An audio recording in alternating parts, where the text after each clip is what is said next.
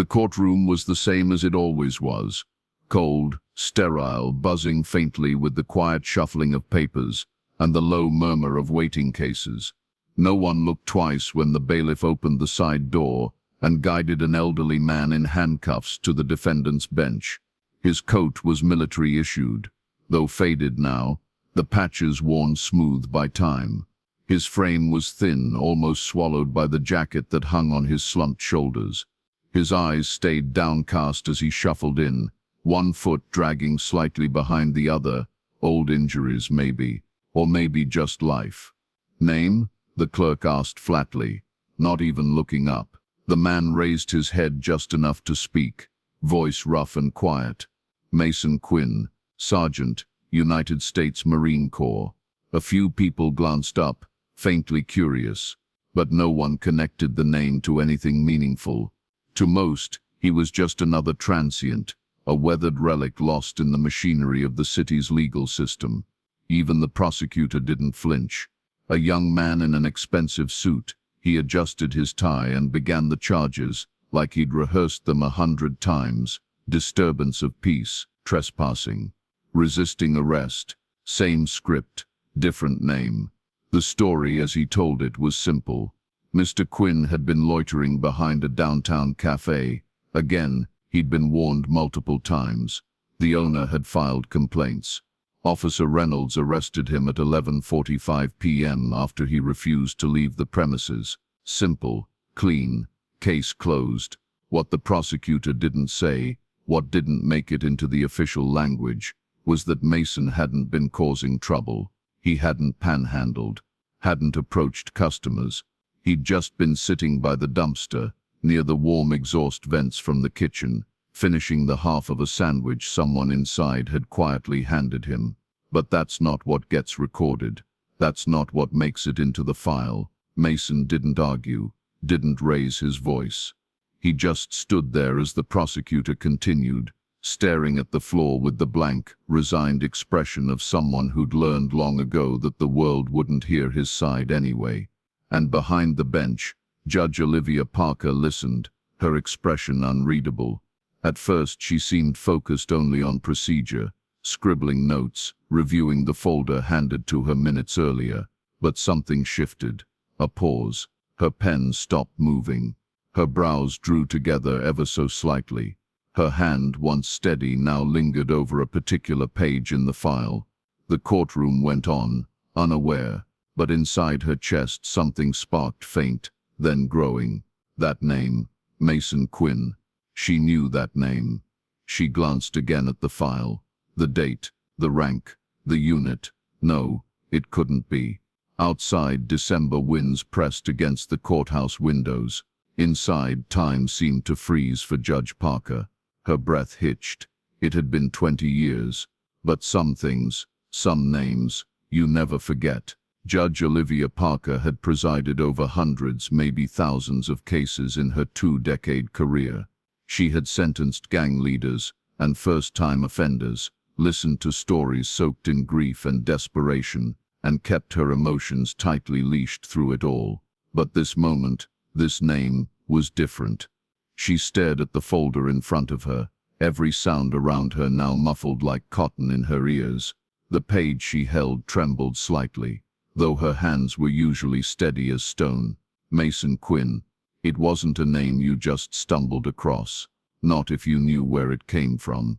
She flipped the page slowly, fingers brushing over service details like they were ancient scripture. United States Marine Corps, 2nd Battalion, 8th Marines, Fallujah, Iraq, April 17, 2004. And suddenly, she was no longer a judge in a courtroom. She was a young woman, 20 years younger, sitting in her childhood home as her brother's final letter arrived from overseas. Lieutenant Jack Parker. He'd written about a man named Quinn, a staff sergeant who'd saved his life in an ambush. The details had burned themselves into her memory. Quinn had run through gunfire to pull her brother to safety. Jack had survived for a few more weeks, because of him. She remembered rereading that letter so many times the edges had frayed, the ink nearly faded. Jack had called Quinn the best kind of Marine, the kind who would give everything for his men and ask for nothing in return. And now here he was, not in a story, not in a letter, but in her courtroom, in cuffs, alone. Olivia blinked hard, pushing back the wave of emotion rising fast in her chest. This couldn't be the same man. It had to be coincidence, a shared name, a similar record, a cruel trick.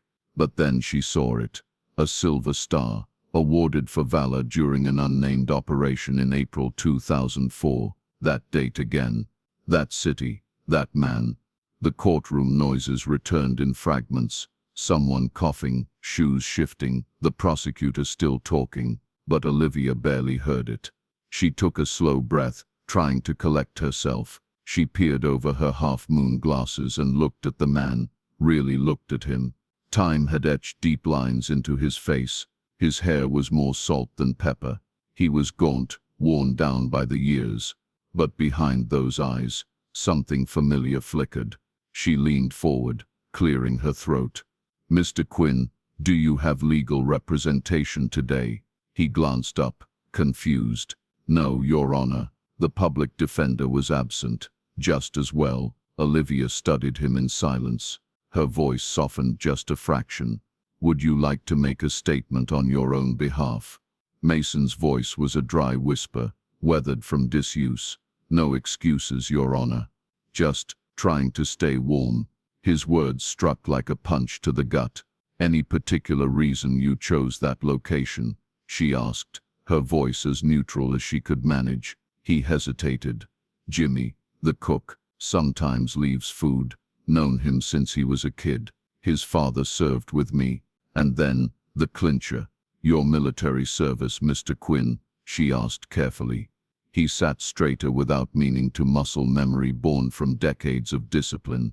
"United States Marine Corps, 1975 to 1995, Staff Sergeant, 2nd Battalion, 8th Marines, Iraq." The courtroom around them faded to static in Olivia's mind. It was him. This homeless man, standing alone in her courtroom, had once carried her brother through hell. Mason Quinn didn't want to speak much. Not now, not ever. Over the years, he had learned that silence was easier than trying to explain things people didn't want to hear. People didn't want to hear about what war really did to you, or what happened to men who came back and didn't fit into the world anymore. He kept his eyes lowered as the officer on the witness stand recounted his arrest. Defendant was found behind Jefferson Street Cafe at approximately 11:45 p.m. Officer Reynolds said mechanically. He refused to vacate the premises. That wasn't exactly true. Mason hadn't refused. He'd simply asked for 5 more minutes to finish a sandwich. It had been bitter cold that night, and Jimmy, the young cook, had given him half of his own dinner in a paper napkin. That little spot by the exhaust vent behind the cafe was the only place Mason could find warmth in a city that treated him like air. But Mason didn't interrupt. What was the point? When the prosecutor resumed, he did so with confident detachment. "This is Mr. Quinn's 3rd citation this year. We recommend 30 days of community service and a no trespass order for the downtown business district." Mason's shoulders tensed. That order would bar him from the shelter on 4th Street and from the free meals at St. Luke's Church. In other words, it would leave him to die slowly in the cold. And still, he said nothing, because that's what the world had trained him to do, endure in silence. Behind the bench, Judge Parker held her expression carefully neutral, but inside, the storm was gathering. The file she had read moments ago ran like a silent drumbeat in her ears. She could still hear Jack's words echoing in her mind. "Staff Sergeant Quinn is the kind of Marine I want to become. If I'm ever in trouble, I hope he's the one coming for me." Olivia took a deep breath. "Mr. Quinn," she said, "can you confirm your service details again for the court?" He cleared his throat, straightened instinctively. "Yes, Your Honor. 2nd Battalion, 8th Marines, Iraq, Fallujah, 2004. A pause. April 17, 2004. Her brother's last letter had described that day in excruciating detail. pinned down under fire, screams all around, a young lieutenant helpless and bleeding on the battlefield, and a sergeant calm, focused, relentless, charging into hell to pull him out. That man had saved her brother's life, and now that same man stood before her in court, body broken, spirit battered, fighting just to survive one more winter. She remembered what the military told her after Jack died, how Sergeant Quinn had been deployed again, how he was later honorably discharged after suffering a traumatic brain injury and chronic PTSD. The paper trail had gone cold.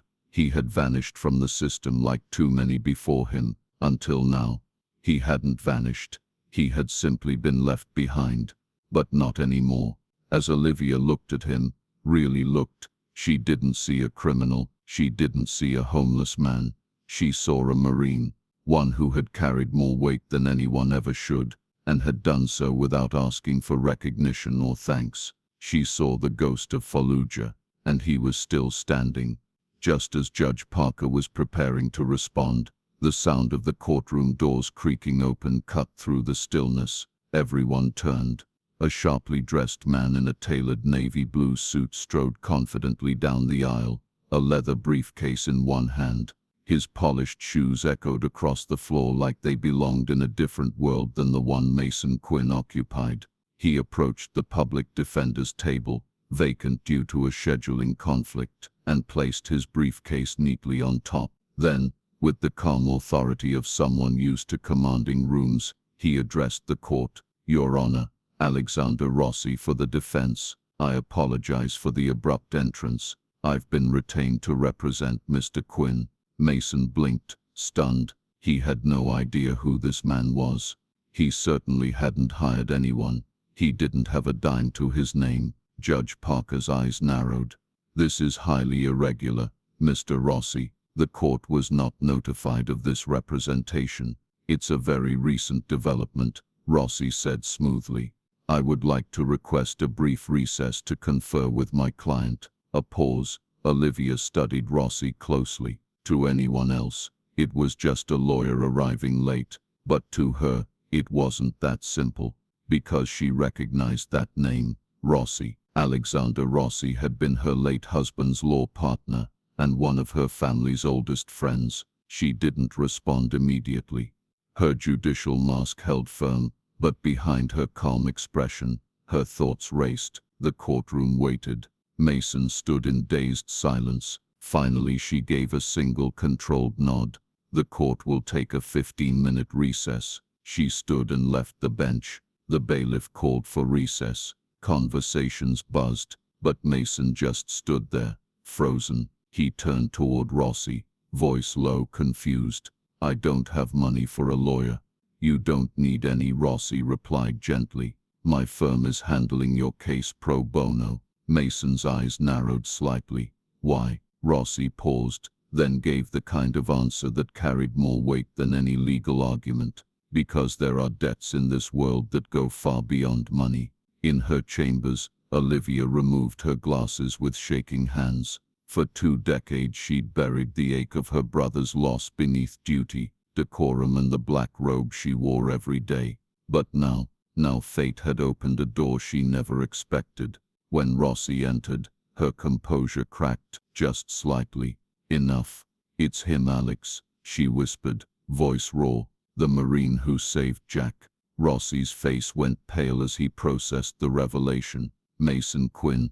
That's the Mason Quinn." She nodded. Rossi exhaled slowly. "He has no idea who you are."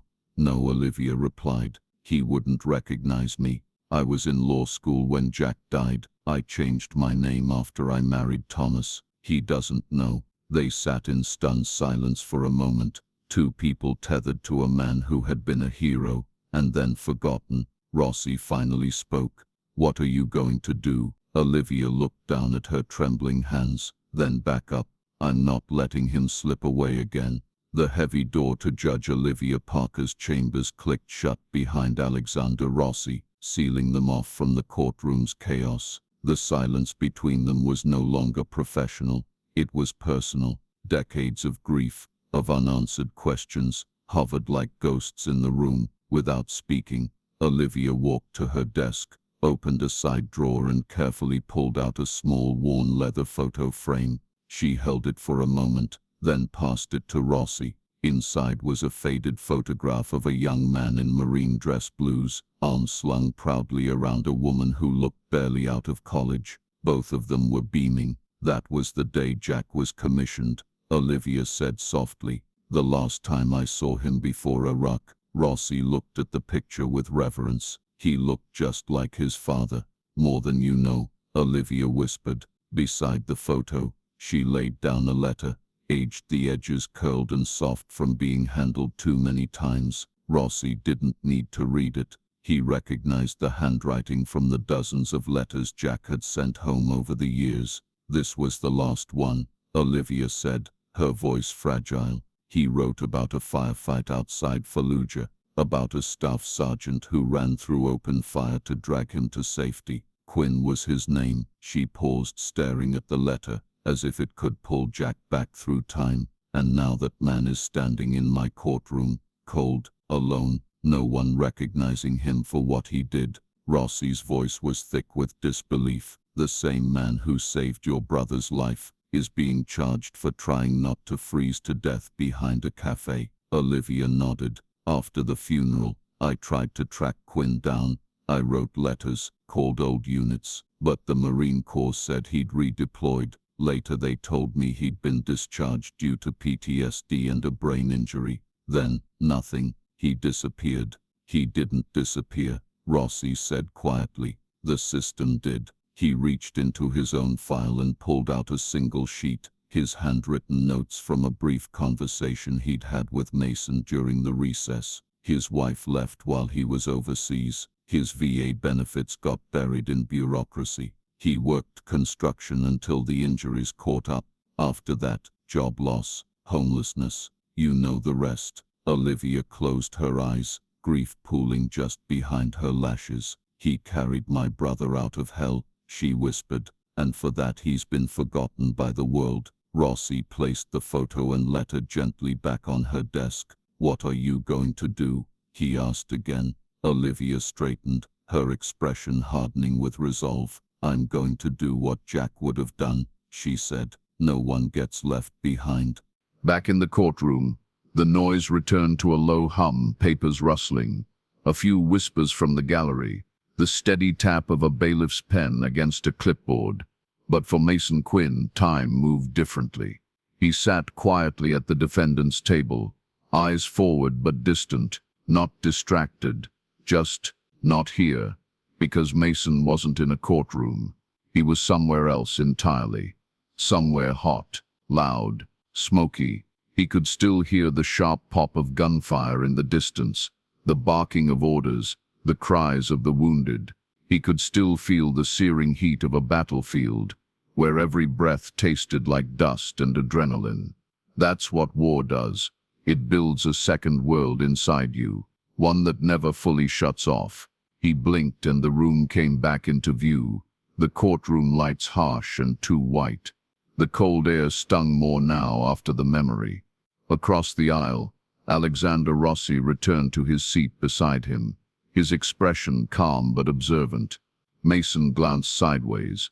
"Why are you really doing this?" Mason asked quietly, not accusing, just tired. Rossi gave a small, honest shrug.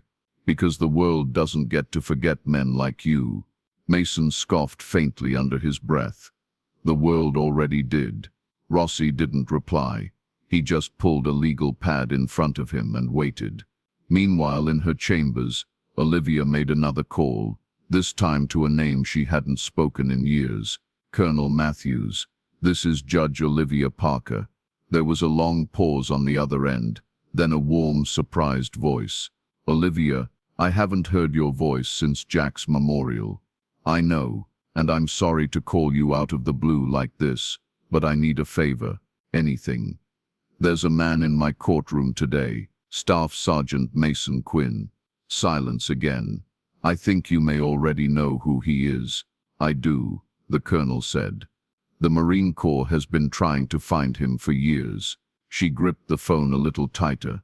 "He's here in front of me, facing charges for trespassing. He's homeless, and no one recognized his name until I saw it. There was no judgment in the colonel's voice, only sorrow. That's not uncommon, Olivia. Men like him, combat vets with severe PTSD, they fall through every crack if no one fights for them. She closed her eyes, letting that truth settle over her. It was something she'd always known, but never faced like this. What happened to him? She asked. After his final deployment, he was medically discharged, the colonel said. Traumatic brain injury, PTSD. He tried to get treatment, but the VA system was backlogged and broken. By the time anyone noticed, he'd already lost everything. She shook her head slowly, quietly. He saved my brother's life, and we repaid him with silence. No, the colonel said gently. You're here now. That means something. In the courtroom, Rossi leaned closer to Mason, speaking so only he could hear. Do you know who she is? He asked. Mason looked confused. The judge, Olivia Parker. Mason shook his head. Name doesn't ring a bell. Rossi gave a faint smile. It will, because what Mason didn't know yet was that the war he'd fought for someone else's brother had finally found its way back to him. Judge Parker returned to the bench with calm precision, but something had shifted. Those who knew her might have noticed it. The way her jaw was just a little tighter, her fingers just a little less steady. She didn't just carry a gavel today. She carried a name. She adjusted her glasses and looked over the courtroom. Mr. Rossi, has your client decided how he wishes to proceed? Rossi rose with quiet confidence. Yes, Your Honor. We request dismissal of all charges. Mr. Quinn was seeking basic shelter in dangerously cold conditions. Furthermore, we can demonstrate he had implied permission to be near the cafe. The prosecutor began to object, but Olivia raised a single hand. I have several questions for the defendant first. She turned to Mason, her voice controlled, yet something warmer laced through the formality. Mr. Quinn, your record indicates service in Fallujah, Iraq, April 2004. Is that correct? Mason hesitated, clearly confused by the question, but answered out of habit. Yes, ma'am. 2nd Battalion, 8th Marines. She nodded. And during that time, were you involved in an engagement outside the western outskirts of the city? Mason's brow furrowed. Yes, he said slowly. We were escorting a convoy. Got ambushed. Heavy fire. Did you assist a wounded Marine during that operation? She asked. A Lieutenant Jack Parker. The silence in the room was absolute. Mason blinked. His weathered face shifted, recognition creeping across it like dawn through fog. Lieutenant Parker, he echoed. His voice dropped, ragged and distant. Yeah, he was hit, trying to reach a corpsman. I pulled him out. He kept telling me to leave him and get the others. But I didn't. He paused, swallowing hard. We got him to medevac. I heard later. He didn't make it. In the gallery, a man in a Marine Corps League jacket stood abruptly, face pale. That's him, the man said, voice loud and clear. That's Staff Sergeant Quinn. I was there that day. He saved 6 of us. A gasp rippled through the courtroom. Olivia struck her gavel once. Order. But her voice cracked ever so slightly. Her mask was slipping. Mason stood frozen, a swirl of memory and emotion written across his face. The silence that followed was thick, reverent, stunned. The prosecutor opened his mouth again, but faltered.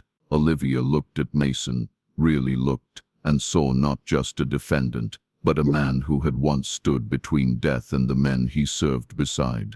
Mr. Quinn, she said gently, please remain in the courtroom. We'll reconvene in 10 minutes. As she rose, her eyes locked on his for just a moment longer than protocol allowed. And for the first time, Mason wondered what she wasn't saying. 10 minutes passed, but to those in the courtroom, it felt like hours. When Judge Olivia Parker returned to the bench, she was not alone. Behind her, the doors opened again, and the room collectively turned as 3 uniformed Marines entered. A full colonel, a master sergeant, and a young corporal carrying a polished wooden case. Their crisp uniforms and silent dignity shifted the courtroom's entire atmosphere. Whispers rippled through the crowd. People rose slightly in their seats to get a better look. At the defense table, Mason stiffened instinctively, his back straightened, shoulders squared. He wasn't thinking about it. It was reflex, muscle memory from a life he hadn't lived in years. Judge Parker adjusted her robes, removed her glasses, and looked out across the room, not as a judge this time, but as a human being. "There is something this court must disclose before we proceed further," she began, her voice steady, though her eyes shimmered. "Lieutenant Jack Parker, mentioned by Mr. Quinn during his testimony, was my brother." A wave of murmurs swept through the room. Even the prosecutor blinked in stunned silence. She continued, 20 years ago, Jack wrote to our family about a staff sergeant who saved his life under enemy fire. That man was Mason Quinn." She turned her attention to the defendant, and in her eyes Mason saw recognition, respect, grief, and something else, gratitude. "My brother was killed in action 2 weeks later, but because of Staff Sergeant Quinn's actions, we had 2 more weeks with him. 2 more letters, 1 more phone call, 1 more chance to say goodbye." Her voice faltered. She took a deep breath. "For years I searched for the man Jack wrote about, but he had been redeployed, and later, medically discharged. The system lost him." She looked directly at Mason now, her voice softened. "But I never forgot your name." The colonel stepped forward. His posture was impeccable, voice crisp. "Staff Sergeant Quinn," he said, "the Marine Corps has been attempting to locate you for several years under the Veterans Reconsideration Initiative." He gestured to the corporal, who opened the case. Inside gleamed a medal with a blue ribbon, the Navy Cross. A ripple of audible shock passed through the room. "By order of the Secretary of the Navy, and in recognition of conspicuous gallantry and intrepidity in action on April 17, 2004, the colonel read, "The Silver Star previously awarded to Staff Sergeant Mason J. Quinn is hereby upgraded to the Navy Cross." Mason stared, eyes wide. "This is some mistake," he murmured. "I was just doing my job." "No mistake, Sergeant," the colonel replied firmly, "and this is long overdue." From the gallery, the silver-haired Marine called out again, voice strong and filled with reverence. "Attention on deck." One by one they stood, Marines, veterans, officers, civilians. Even the prosecutor, caught between protocol and basic decency, rose to his feet. They didn't say a word. They didn't have to. Every person in that room stood for Mason Quinn, and for the first time in decades, so did he. The courtroom remained standing, a rare stillness settling over the room like a prayer unspoken. No one rushed, no one whispered. The only sound was the quiet creak of wood as Judge Parker slowly stood, composed yet undeniably moved. Her voice, when it returned, carried both command and compassion. "In light of these extraordinary circumstances," she announced, "all charges against Staff Sergeant Mason Quinn are dismissed with prejudice." She struck her gavel one final time. "This court stands adjourned." The sound echoed like thunder, final, firm, freeing. Mason didn't move at first. He just stood there, frozen, as if unsure it was real. A man who had learned to expect nothing was suddenly handed everything he had quietly stopped believing he deserved. Then from the side of the courtroom the master sergeant approached. In one hand he held a government-issued tablet. His expression was respectful but direct. "Sir," he said, addressing Mason with full military formality, "we've been instructed to finalize your updated VA benefits immediately. Your disability rating has been reassessed at 100% service-connected, retroactive to your discharge date." Mason blinked. "What does that mean?" "It means back pay, Sergeant.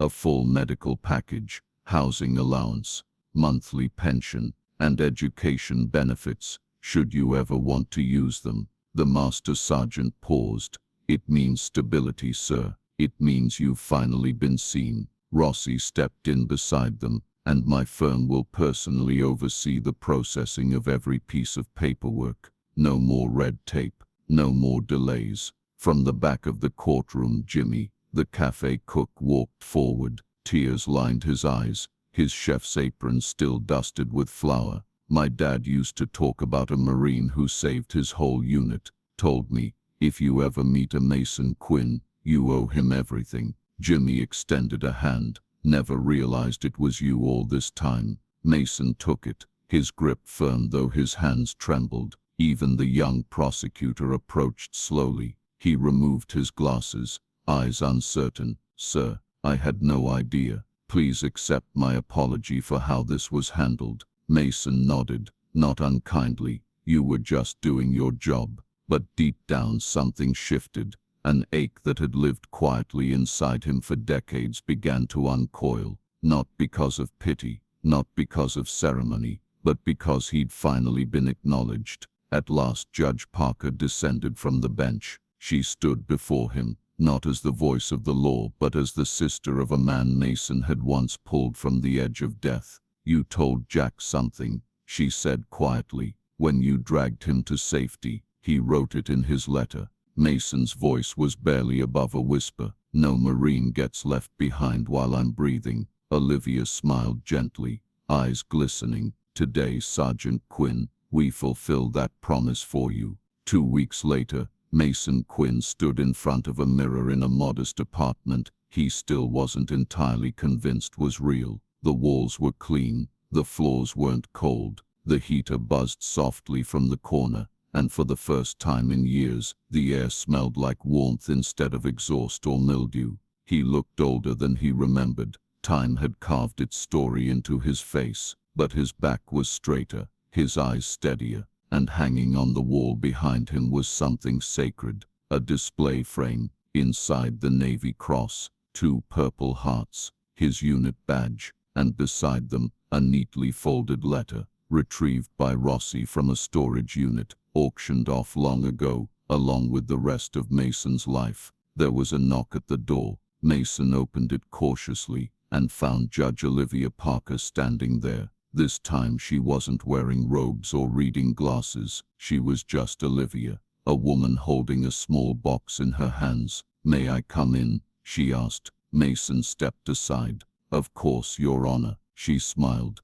"Just Olivia today, unless we're back in court." They sat across from one another in his small living room, an awkward quiet settling between them. Not uncomfortable, just uncertain, like 2 people meeting again after a war neither of them had prepared for. "I brought something I thought you might want to see," she said, placing the box on the table. Inside was a bundle of aged letters, tied with string. "They're Jack's letters he wrote to our family from Iraq. Every week, some of them mention you." Mason's hands trembled slightly as he pulled one free. The paper was yellowed, the ink faded, but the writing was unmistakable, tight, clean, precise. He read aloud, "Mom and Dad, don't worry about what you're seeing on the news. I'm safe, thanks to one of my NCOs, Staff Sergeant Quinn. He did something yesterday I'll never forget. Moved through open fire like it was nothing. He wouldn't leave me,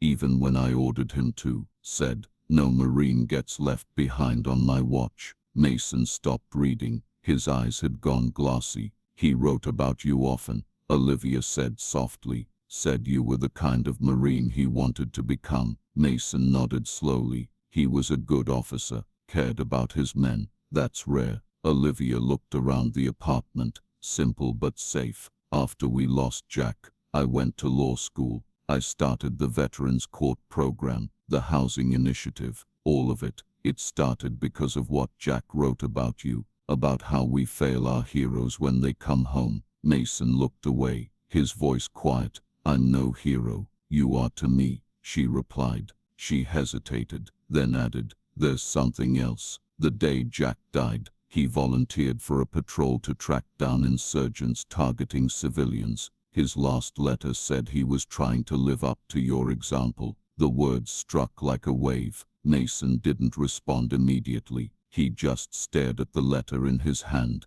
I used to wonder, he finally said, if saving him only meant he died later anyway, if it all meant nothing. Olivia leaned forward, her voice firm but gentle. He didn't die because of you. He lived the way he did because of you. Outside, snow began to fall, soft and slow, blanketing the city in white. They sat in silence, two lives forever linked by loss and honor, by a promise made in war and fulfilled in peace. Finally Mason said, all those years, I thought no one remembered, that it all got left behind. Olivia smiled, tears shining in her eyes. You were never forgotten, Sergeant Quinn, just waiting to be found.